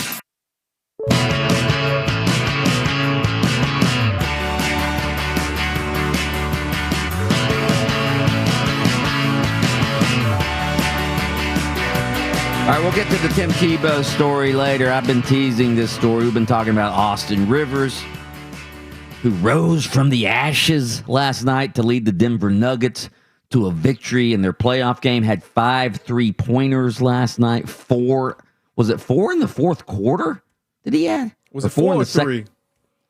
Let me see here. Austin Rivers last night. Either way, he did it. Yeah, he had 5 overall 3-pointers. Scores 21 points last night. And here it is, right here. I'm trying to find it too. Hit 4 3-pointers during a crucial stretch in the final quarter. So 4 in the fourth quarter. So yeah, Austin Rivers. All right, so I've teased this story. So everybody remembers when, well, not everybody, but locally, people remember when Austin Rivers was the best high school player in the state of Florida when he played for Winter Park High School. All right, obviously he's the son of Doc Rivers. Doc Rivers, former Magic coach who's lived in Orlando. I don't know if Doc still has his house in Orlando, but even when he got fired from the Magic, Doc Rivers kept his home here in Orlando, and his wife, Chris, and the kids would live in Orlando while Doc was off coaching, you know, either the Celtics or the Clippers or whatever. So Austin Rivers grew up right here in Central Florida. So coming out of high school, again, he was the top recruit coming out of high school. And Billy Donovan was coaching at the University of Florida at the time. And Billy Donovan, of course, had built a basketball powerhouse in Gainesville. And Austin Rivers originally committed to play for Billy Donovan and the Gators. All right? So Gator fans were ecstatic. Well, I don't remember when it was, but eventually he changed his commitment and decided, I'm going to go play at Duke under Mike Krzyzewski. Now, I'm not saying this is the main reason he changed allegiances. All right, I'm not going to name any names here, Adam Reardon, but there's a reporter works for one of the fan websites up in Gainesville, all right, who covered basketball at the time. And you know how, you know, the fan website guys are always calling the recruits up and, you know, finding out the updates on the recruits. And so this particular reporter or fan website guy was particularly annoying. All right.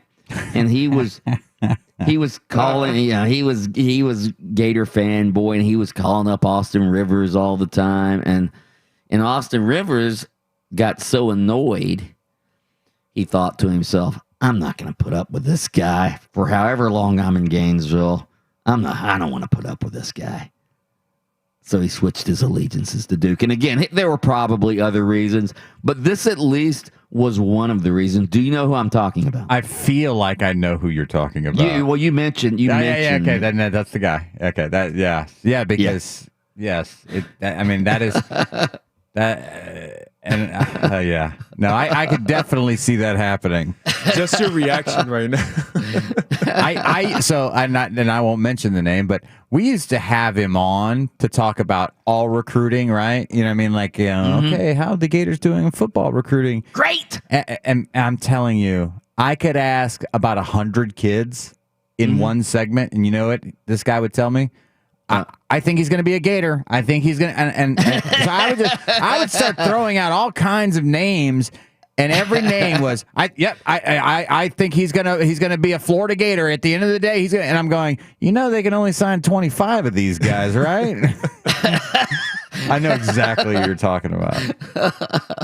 Anyway, that's my Austin Rivers story. Speaking of the Gators, former Gator. Janoris Jenkins. Did you guys see this? I just saw this story this morning. So Janoris Jenkins, I guess he was traveling, all right. He's a cornerback for the Tennessee Titans, but he lives in South Florida. So he was traveling, and he drove his 2016 Rolls Royce to the airport in West Palm Beach, all right. So I guess he left it parked at the airport parking. I'm sorry. In Atlanta. This was in Atlanta. So he returned from a trip to West Palm Beach to find his he lives in Atlanta, and he went to West Palm Beach, and as he's flying back to Atlanta, he goes to where he thinks his Rolls Royce is parked at Hartsfield International Airport in Atlanta, and it's not there. It's not there. Now, I've done this before, not with a Rolls Royce. I've gone to, and I just forget where I parked the car, all right? And like in Orlando, I'll forget what level of the parking garage I was on or whatever. And oh, no, my car's been stolen. Well, I guess his car really was stolen because it was a $250,000 Rolls Royce, all right? Yeah, I don't think I would leave that at the airport ever. Yeah, so according to him, no one has any idea as to the whereabouts of the vehicle, and I'm reading a story from the AP right now. Jenkins said he felt mistreated by the staff at the airport. Quote, "They gave me the complete runaround," Jenkins said via social media. Quote, "The airport was in no way, shape, or form empathetic, concerned, or in shock that something like this could have ever happened," end quote. So he gets his $250,000 Rolls Royce stolen. And I'm going to be with Kelly on this. I would never leave my Rolls Royce parked at some outside lot at the Atlanta International Airport. That's the part I read, that he parked it in economy south. Like the economy parking. And I'm not going to tell anybody how to spend their money, okay? I will never tell you how to spend your money. Don't leave your Rolls Royce parked in economy parking. I will say, like a mile from the airport, probably. If you can afford the $250,000 for said car, you can afford the valet parking, okay? All right? You can have that bad boy valet. How about the garage parking right next to the airport? Yeah, I can imagine they were just driving by like, is that a Rolls Royce? Take it. Get it. Again, I'm not trying to say, hey, you're kind of being cheap there, because clearly you're not cheap. You spend $250,000 on a car. I know you're not cheap, but you're cheap when you're kind of cheap when you shouldn't be, okay? And you're parking your car in economy south. The South Economy lot at Hartsfield-Jackson Airport. South Economy. That's like the parking ride, leaving your Rolls Royce at the parking ride. That's it. That's it. At least it would probably be safer at the parking ride. Yeah, they have fences with locks and stuff. Apparently, fences, and you have to obviously show your ticket when you're leaving the parking ride. I always park. I love parking in the parking ride. Not the parking ride near me. Shoot, it's nothing like that. Oh, really? You literally just drive up, park your car. Anything can happen. Oh no! Anything can happen at this parking ride. I did a parking ride. I did a parking ride one time, and they were pretty. Seemed like a reputable place. It was nice. Drive you right up to the gate. I love parking rides. Everybody that's been to the parking ride over in Orange City, you know what I'm talking about. I like the one. Oh, you're Sanford Airport. Around there. Yeah, okay. We're thinking Orlando. I think Mike and I are both talking about Orlando. I like the terminal top parking. Yes, that's. Oh boy. Terminal top. What is that? It's where you drive your car literally all the way up to the top, and then you get on this elevator, and it takes you and you're right there in the terminals. It's essentially like being dropped off right there at the front doors, but your car's parked there. I mean, is that in Orlando? Yeah. It's like about that must be new. It's like $27 a day, something like that. Mike's like, before I go to New York, I'm parking my car up there, and I'm doing exactly this.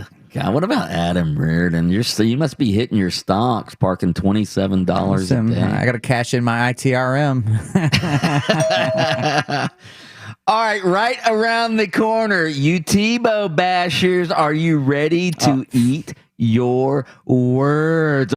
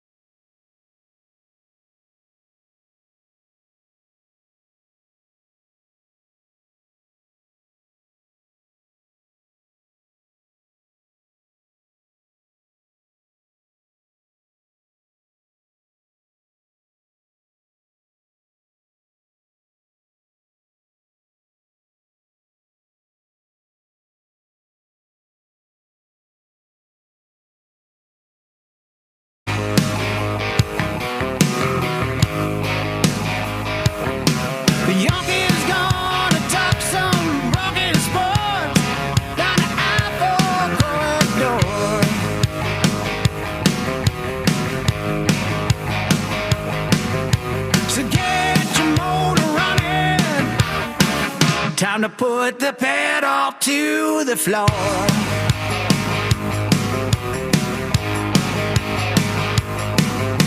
It's loud and live and local. Oh, time for open mic.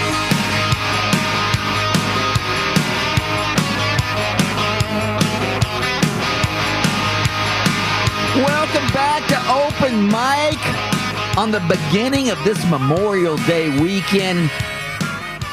I'm Mike Bianchi, the Bulldog, sports columnist of the Orlando Sentinel, joined by co-host Adam Reardon, the deceptive intellect, and of course, executive producer Kelly Velez, Yes, the sir. smooth operator. Together we are Open Mic, the troika of sports talk radio excellence in the megalopolis we call home right here in Central Florida.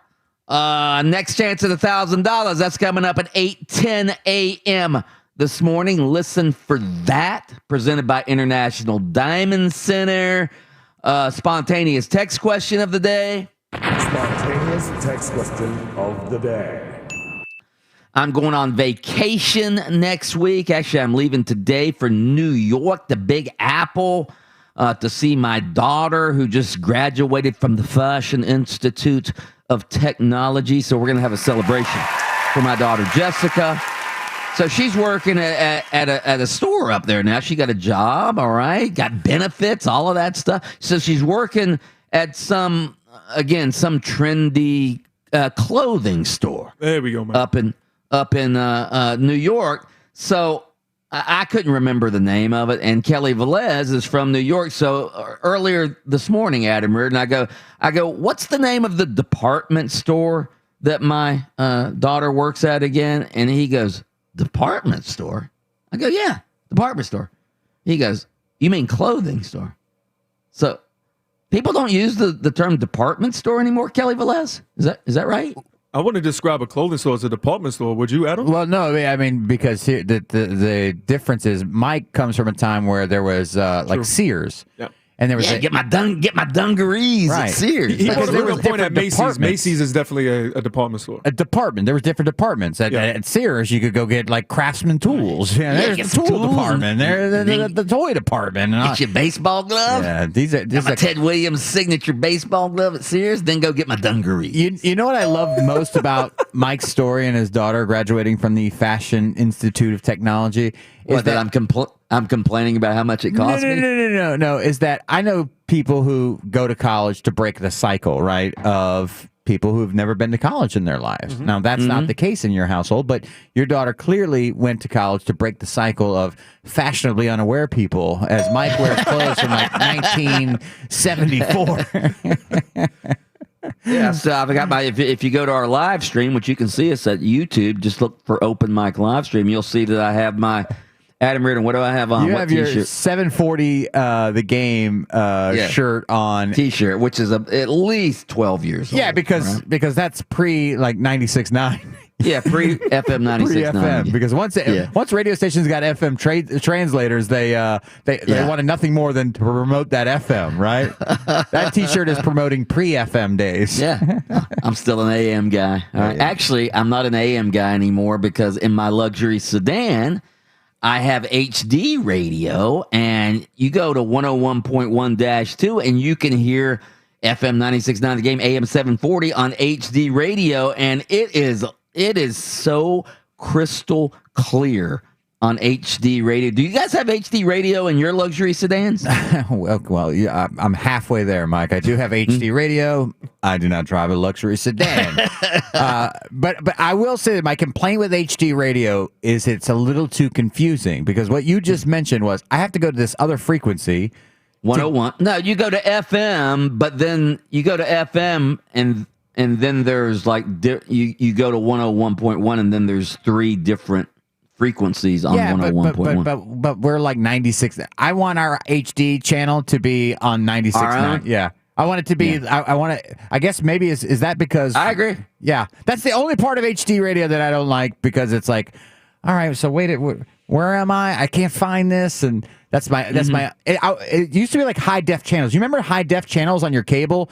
You'd have like the low def channels. It'd be like channels 1, 2, 3, 4, 5, and then if you needed to find high def, you had to go in like to the 2000s. Yeah. And then eventually somebody goes, "This is stupid." I didn't tell you the story about the first high def TV I ever got. All right. Uh-oh. So I set it up, high def TV. So my brother-in-law, my former brother-in-law, we're divorced now. Not he and I, but he and his Mike. Anyway, my ex brother-in-law. All right. So he's one of these techie guys. All right. So they're down visiting us one summer right after I got my new high def TV. So, we're sitting down to watch a little TV, and I turn it on, and I go, hey, I think it might have been the Masters or something. All right. So we're watching the Masters. I go, man, how do you like my high def TV? You can really see the green. You can almost see the blades of grass. And he's looking, and he goes, that's doesn't really look that clear to me. And then he goes, let me see your remote. And he goes, and I'd had it on the low def channel, standard the def. whole time. Yeah, the standard def, and he goes up to the whatever it was, the thousands, and there was the high def, and he puts it on high def, and I was like, for like a couple months, I thought I was watching high def. I couldn't even tell the difference. Thought I was watching high def TV. Mike was watching the Masters in standard def, and his ex-brother-in-law flips it over, and like it's so high def. He's like, "Do I smell pimento cheese sandwiches in here? This is unbelievable." All right. So I'm reading a story right now, Adam Reardon. It's from Mark Long in the Associated Press. Mark Long covers the Jaguars for the AP. He lives up in North Florida. So I'm reading a story, and let me just read you a little bit of the story from the Associated Press. Tim Tebow caught touchdown passes from Trevor Lawrence and Gardner Minshew on Thursday, showing signs that reviving his NFL career as a tight end is far from a publicity stunt or a personal favor. Tebow essentially looked the part on a sun-baked afternoon that capped his first week of organized team activities with the Jacksonville Jaguars, with team owner Shad Khan in attendance, along with the media throng eager to see how the 33-year-old Tebow was adjusting to his new position. The 27 Heisman Trophy winning quarterback didn't drop a pass and even made a couple plays that surely got more attention than they deserved. Wait, surely got more attention than they deserved? Yeah, well, he admits that, but the fact of the matter is he looked the part. You're just ignoring the I know he looks the part. I know he looks the part. Looked the part, didn't drop a pass, caught a couple of goal line TD passes from Trevor Lawrence and Gardner Minshew. I'm telling you, do not underestimate Tebow. Urban Meyer was asked about Tebow and what are his plans for Tebow. Here's what he said. Oh, I wouldn't say weird is awkward. Maybe the first practice, but it's 1 in 90 trying to make the team, and he has improved. It's all new for him. But Tyler Bowen is doing a good job with our tight ends as a whole. With Shaughnessy and Ellison in particular, or if you watch a video last year and watch him practice now, it's night and day. Those guys have really improved, and that position's trending upward. They're doing a nice job. Okay, so you just heard Urban Meyer I love him. Trying to downplay Tebow. You heard him talk about the tight ends coach Tyler Bowen. Do you know what Tyler Bowen's nickname is? I don't. The Bowen Constrictor. I have no idea. Tyler Bowen. Tyler Bowen. His nickname, Tebow. Tyler Bowen. That's so terrible. That's so terrible. No. That's really his nickname. That's hilarious. I mean, if you're Tyler Bowen, you got to tell people, don't call me that. Don't do that to me. You know what I love is like, hey, if you've seen what these guys look like last year and you look at them now, it's night and day. Like, so you're telling me like the last 3 days of practice have like turned around the careers of all your tight ends? Man, you are the greatest coach I've ever seen in my life. 3 days, that's it. 3 days. That's in all OTAs. In OTAs with no pads on. That's like night and day. Mike, you wouldn't even recognize these guys. They're so much better now than they were last year because we've spent 3 days with them.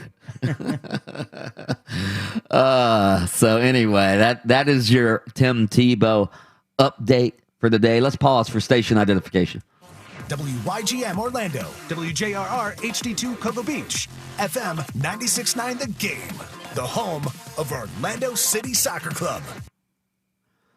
All right, so NBA last night, Lakers take a 2-1 lead on the Phoenix Suns behind Anthony Davis, scoring 34 points and 11 rebounds. Austin Rivers leads the Denver Nuggets to a victory over who did they beat last night? Who did the Nuggets play? The Blazers. Blazers, that's right. Blazers. All right, so Nuggets take a 2-1 lead. Austin Rivers, obviously former Winter Park High School athlete, led Winter Park to 2 state championships in high school, signed by the Nuggets just a few weeks ago. He scores 21 points last night to help the Nuggets get that victory. The other game last night, I mentioned the Lakers already. The other game last night was I've lost my list here. You can do it, Mike. Lost my list here. So you mentioned the Lakers, you mentioned Denver, you're missing the Bucks and the Heat, man. Oh yeah. Giannis. Oh yeah. Mike's already chalked that one to being done, so it's kind of out of sight, out of mind for him. Yeah, the Bucks just blow out the Heat last night. The Heat now behind in that series 3-0. The reason I wanted to get to the big story though in the NBA, and the big story is what is going on with the fans in the NBA. 3 different teams banned fans yesterday. Indefinitely. The New York Knicks have banned the fan who spit on Atlanta Hawks guard Trae Young Wednesday night during game 2 of their series. All right. Trae Young is inbounding the ball, and you see this. I finally watched the video after we got off the air yesterday morning, and he just you see this spit coming out, and one of the women sitting courtside had this. She was like repulsed by it. Did you see her? Mm-hmm. I haven't even seen the video. Yeah, go watch the video. And again, so this fan gets suspended. The Philadelphia 76ers, they have banned the fan who dumped the popcorn on Russell Westbrook.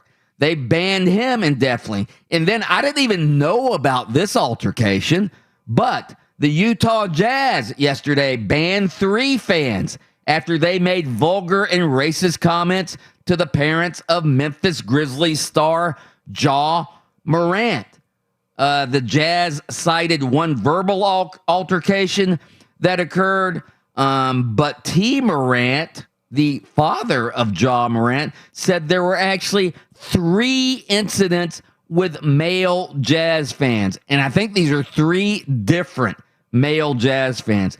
But by the way, do you even need to put the word male in there? You know it's got to be a man, all right? Because women would never do something this idiotic, all right? So it had to be 3 male Jazz fans, all right? So T. Morant said the first incident happened when one fan made a sexually explicit remark to his wife, Jamie Morant, all right? So I don't know what he said, but it was a sexually explicit remark, all right? According to T. Morant, another Jazz fan told him, and this is awful, "I'll put a nickel in your back and watch you dance, boy." That's nuts. End quote. Obviously and blatantly racist remark there. And then there was another incident with another fan who told Jamie Morant, his wife, "Shut the F up, B-word." Back to the racial comment. "I'll put a nickel in your back and watch you dance, boy." I want to laud the other Jazz fans who were sitting around this fan because evidently they were having some good-natured, good-spirited trash talk with the Morants and their friends who were sitting there. I guess they were sitting amongst a bunch of Jazz fans, and they were bantering back and forth just from reading this story. Well, this fan says the racist remark, and the other fans immediately alerted security and confronted the fan about this. So again, good for the other fans, right? That's what it takes, Adam. You said it earlier. You've got to have the good fans policing the bad fans. Do you not? Yeah, I would be interested because I've given a little more thought to this because I think that there are some things in place. I know at NFL games they'll make little PSAs or there'll be some signage that says if you see unruly fans that are being causing a problem, please text this number. Yes. I think you should incentivize the good fans for turning in the bad fans. What, get like a free ticket or some $20 gift card to the $20 gift card to the that's about it. Yeah, that's a free Coke, by the way, $20. You could have half a hot dog and these 3 napkins but I mean something that because I think a lot of times most people don't want to get involved. Don't want to get involved. If you don't give them a reason to get involved, they won't get involved. They'll just go, listen, not my problem. God, I feel bad for those people having to endure this, but I don't want to step in here. I don't want to be that guy. But I think if you incentivize people to do the right thing, that you can weed these people out, hopefully, fingers crossed. And here's the other part to it. Although you're not really getting involved if you're anonymously texting the number, hey, come check. But I think it would encourage people to text, like to really say, okay, well, hey, listen, I got a reason. My kids are screaming for a hot dog right now, and this guy's being a jerk. Thanks, guy. He just bought my kids a hot dog. But one of the other things I'd like to see is these NBA teams come out and forget about this. What are they? They're suspended indefinitely from these. They're banned indefinitely. No. You're banned for life. You know what I mean? Permanently? Yes, permanent. No, yeah, you don't get. I agree. This is a mistake you can't make. This is a mistake you cannot make. If you get thrown out for profanity, that's one thing. But anything racial, you put your hands on, you throw something at, you projectilely, put your bodily fluids on it. No way. That's it for life. You could, and you know what I love so much about the internet, and sometimes we kind of bash Twitter, is I saw the video, just watched the video, and the guy's face isn't in the screen when he spits. Mm-hmm. Yeah. But people on the internet took other shots from the game and then zoomed in on this guy's face. There isn't anybody in New York City today who doesn't know that guy, and he's the dude who spit on him and embarrassed their city, and embarrassed their fan base. I thought it was so cool when they won Game 2, and the fans are all outside celebrating, but now this is the story instead, and it's a shame, but I'm glad his face is out there. Yeah, and I did a mea culpa earlier this morning because earlier this week I said what were we talking about? We were talking about Kyrie Irving when he said, "Hey, he's returning to Boston. I hope there's no subtle racist remarks made at me." And I mistakenly said that in today's world with all the cell phones and especially what's happening in this country racially, I said that nobody, no way, no how would anybody dare make a racial statement now with what's going on in this country. And sure enough, the Utah Jazz fan, I mean, good Lord, to say that to Ja Morant's dad. Good. Yeah. Again, good for T. Morant, Ja Morant's dad, for not beating or at least trying to beat the hell out of this guy. I mean, good God, I cannot believe somebody would actually utter these words in public in today's world. No, I think in today's world more so than 15 years ago. I think there has been an embolden of people to say, to say whatever it is. I'm sorry if your feelings are hurt. Forget political correctness. And I think that over the last 15 years, this has been growing, and we saw with Russell Westbrook, and wasn't it Utah? Wasn't it also Utah that Russell Westbrook had his issue with a fan there? I believe so. Yeah, it was. Yeah. So again. This is not new, and sadly, I think it's not going to go away until you really start coming down on these people. And if that means banning them for life and or in certain cases pressing some sort of charges. And Trae Young declined to press charges against the person who spit on him, by the way. So that was at least on the table at some point. Mm-hmm. Yeah, but here's why, and again, I admit I was wrong, all right? But here's why I thought, at least, that nobody in today's climate would do this, even if you are a racist. You just mentioned, the people on the internet got a face shot of the fan who spit. All right.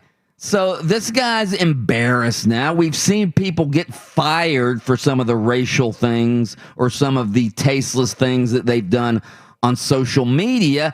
I just thought, hey, even if you are a racist, you're not going to risk your reputation and perhaps even your livelihood just to go get drunk at a game and utter a racial slur. That was my thinking. Mike, I mean, you just said it yourself. Just go online, Mike. Go online where your name and your face is already plastered to the things that you're saying. These guys think that they're just going to get lost in the crowd when they're doing this stuff. You can go on. Well, guess what? Why would you think that? Well, but here's the thing. These people don't care, Mike, because like I said, go to Twitter, go to Facebook, you go to any of these other sites. There are people with their names, their faces, their jobs listed underneath, and they will spew some of the most negative and nasty things. And they don't care. Yeah. They don't care. So believe me, the guy who thinks, I'm kind of anonymous here, I'm amongst 20,000 people, nobody's going to know me, he doesn't care less than the guy, super fan 94 who's online with their face on there will say the same sort of stuff. It's the privilege, man. That's what I see. People feel they're privileged to a certain, however they feel. So they'll project that on anybody. And you brought up a good point earlier this week, Adam, that just being in the building, you are a guest in this building. You don't own the building. You don't deserve to be there. You have to act a certain way. When people, step over that line, I mean, I'm glad, like you said, people are coming forward and really telling people, like, listen, this is happening. And when Mike goes to New York, you're going to see if you see something, say something. And that's exactly what's been going on around here. So I guess that's like the light out, like the light in front of the tunnel, but I'd rather someone be racist in front of my face, you know what I mean? So we can weed them out. Like, okay, get them out. Get them out of here. Yeah, but spitting, throwing trash on athletes, I don't get it. I said this earlier, I don't even get the heckling part of it. I don't even know why you have to go to a sporting event and say derogatory things, even if they're not racist or even if they're not talking about somebody's family.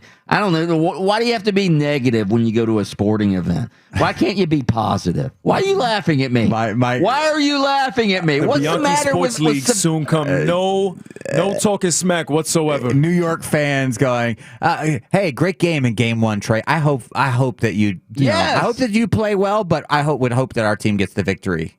I want everybody to play well and be healthy. Somebody just texted, a road game is supposed to be a hostile environment, but civil. Hostile but civil. Isn't that an oxymoron? A little bit. No, but it makes sense. Yeah. I know you're supposed to, like, when the guy's shooting at Mike's basketball events, like the road team is shooting a free throw. Your team's up one. They're there shooting two free. All right, everybody quiet down. Let's not interrupt. Hold on. Exactly. Everybody shh. No, instead of boing, they're like, yeah. Shh. Good luck. Yeah, everybody be quiet. Let him concentrate. Absolutely. Best of luck with your free throws. All right, straight ahead, the blast is coming.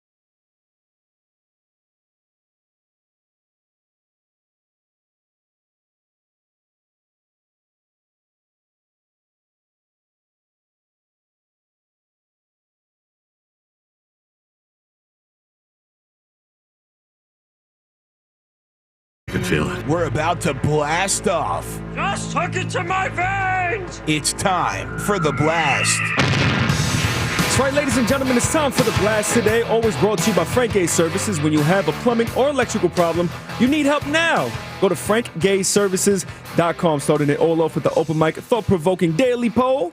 In the wake of Fox's decision to show the long-awaited renewal of the Oklahoma-Nebraska rivalry in the not ready for prime time, a.k.a.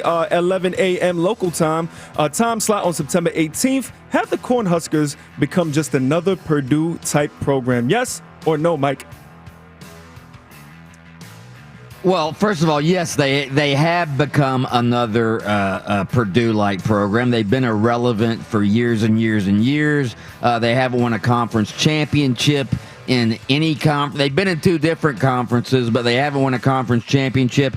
I think it's in 22 or 23 years. Everybody thought Scott Frost was going to turn that around. He hasn't. But as we did our research this morning, that's not the reason that this game is being kicked off at noon. I guess Fox Network always puts or in the future, they're always going to put their big games on at noon, which again is traditionally a time slot where you put sort of, that's the SEC Network usually puts the Vanderbilt Arkansas game on at noon, all right? So that's traditionally a spot where you don't have the best game. I think I also read where the other game that they're thinking about that day, or another game that's on that day, is Auburn at Penn State, I believe. That's on another network, and they don't want to compete with that. So yeah. For them, it makes sense to have their pregame show lead right into their main game. It just seems like they've made the conscious decision. We're not trying to compete with the SEC's best broadcast. I mean, The numbers tell us that people love the SEC. Let's try to get in where we fit in, if you will, and that'll be the noon slot for us. Absolutely. And not having the context, of course, the poll has gone to 92% saying yes, the Cornhuskers become just another Purdue-type program. Open mic supplemental poll number 1. Is former UCF and current Nebraska coach Scott Frost on the hot seat this season? Yes, he's in the hot seat, or no, he isn't. Well, since he got his contract extended, he would still have 5 years left on his contract after this season at $5 million per season. So if my math is right, that's $25 million he would still have coming. And the fact of the matter is, he's been a major disappointment. Scott Frost has had 3 losing seasons so far in Nebraska. He left UCF. He was the hot candidate. The Gators wanted to hire him, but he wanted to go home to Nebraska and secretly, privately take the money out of it. If Scott Frost could do it all over again, he might have stayed. I'll bet privately he wishes he were back at UCF, where again he was a hero. The fans loved him at UCF. Scott Frost, if he loses again this year, I don't think he's on the hot seat, but there's going to be a lot of grumbling among those Nebraska fans. I think because of the extension, you want to say, hey, he's not on the hot seat because that's a lot of money to pay. I think there's 2 conferences that can kind of get rid of their coaches whenever they feel like it because they've got money, and that would be the SEC and the Big Ten.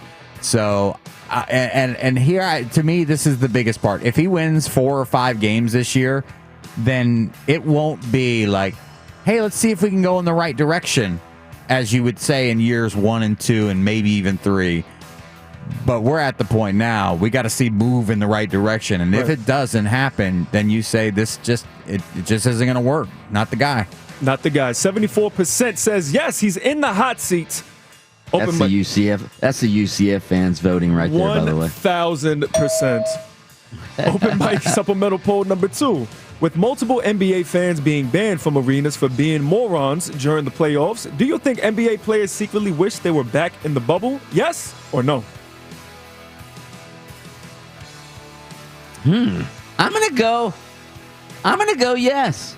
I'm gonna go yes. Not that they wish they were quarantined in the Disney bubble, but I think NBA players First of all, I think they like the Mark Daniels brought this up, all right? So you have fans now back in their courtside seats. And I think NBA players love stretching out, not having fans right behind them. You saw Ja Morant, again, get spit on by Knicks fan the other night. I'm sorry, Trae Young. Yeah, you saw Trae Young getting spit on. I think NBA players like the fact that, hey, if there's no fans, there's no distractions. So, yeah, I'm going to go secretly they wish they were back in a bubble. In a bubble, not the bubble at Disney. Yeah, I think that, they're excited to play in front of fans, the 98.4% of them that can behave properly. Yes. Mm-hmm. But the ones that feel like their ticket price gives them the right to say things or do things to these athletes that you would never, ever do in any other setting. I think those guys would say, hey, it's kind of nice, it's just us, and we could chat on the court, except for then we could hear all the profanity that they were saying on the court without the crowd there. So Russell Westbrook just screaming at the babies and the wives on the court. Yeah. With 59% of the vote actually say no. Okay, they don't think the NBA players secretly wish they were back in the bubble. Open mic. Plus, a lot of these NBA, not a lot of NBA players come up through the AAU ranks. All right. And in the AAU tournaments, they're playing for the championship, essentially in empty buildings, right? It's actually a good point. Didn't think about that. Yeah, some AAU tournaments. I mean, the ones they hold at Disney. Yeah. Open mic supplemental poll number 3. After leading the Denver Nuggets to a playoff victory last night, how would you describe the NBA career of former Winter Park High star Austin Rivers? A major success, just okay, or a major disappointment, Mike?